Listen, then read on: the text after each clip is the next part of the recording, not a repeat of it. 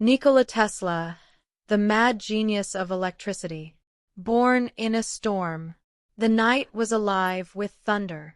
In the small village of Smiljan, lightning slashed the sky like a sword, and rain fell in heavy sheets. Inside a modest wooden house, a woman struggled in labor. The midwife, trembling at every rumble of thunder, whispered, "This storm is a curse. This child will be born in darkness." But Nikola Tesla, exhausted yet calm, looked at the flashing sky and replied with conviction, "No, he will be a child of light." At that very moment, another bolt of lightning struck nearby, shaking the house. The baby cried for the first time.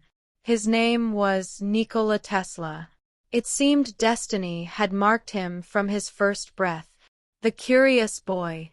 Nikola's childhood was filled with imagination and curiosity. While other boys played with sticks, Nikola built mechanical toys.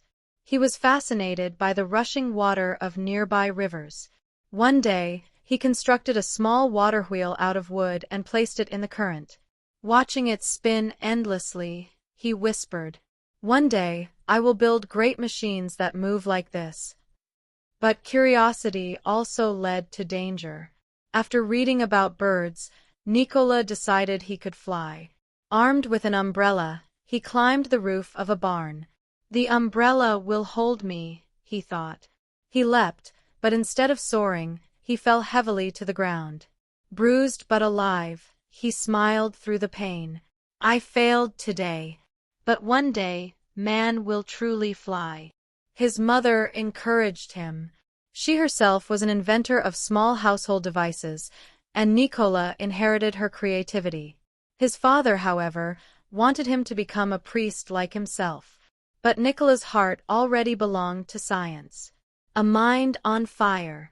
At the Austrian Polytechnic School in Graz, Nikola's mind burned with questions.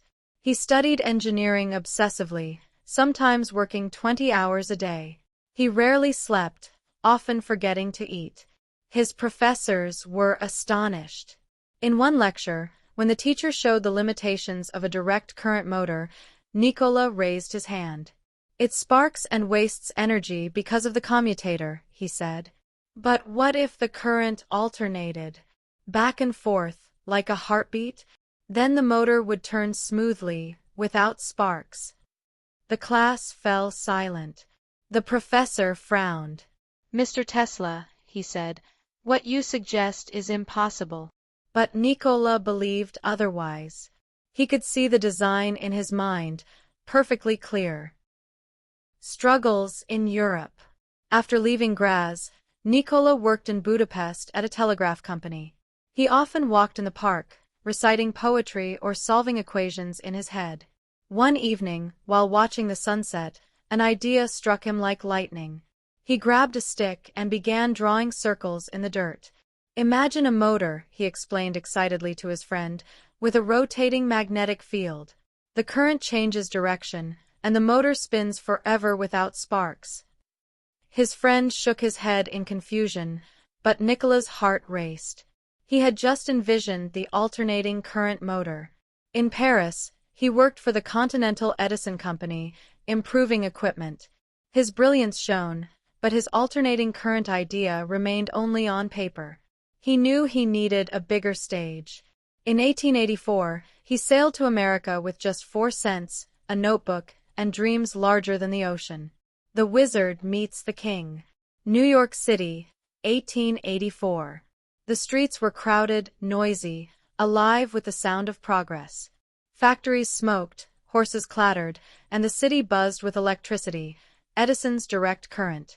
Tesla, thin, tall, and poorly dressed, carried a letter of recommendation. He presented it at Thomas Edison's workshop. Edison, a stocky man with sharp eyes, read the letter aloud.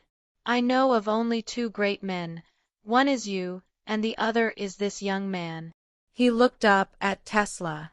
"So, you're the genius from Europe? Let's see what you can do." Tesla began working for Edison. But the two were opposites. Edison was practical, hands-on, often saying, Invention is 1% inspiration and 99% perspiration. Tesla, in contrast, lived in visions, seeing entire machines in his mind before building them. One day, Edison promised, "Fix my generators, Tesla, and I'll pay you $50,000.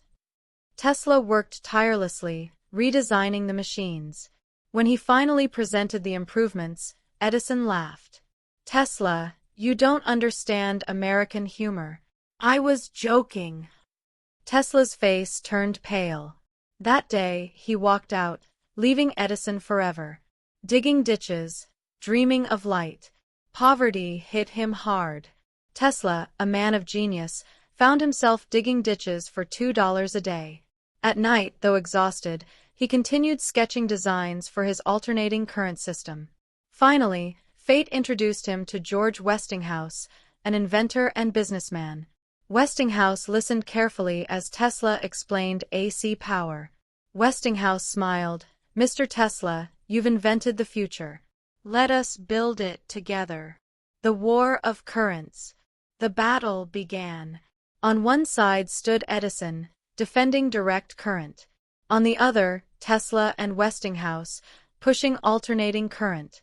Edison launched a brutal campaign, claiming AC was deadly.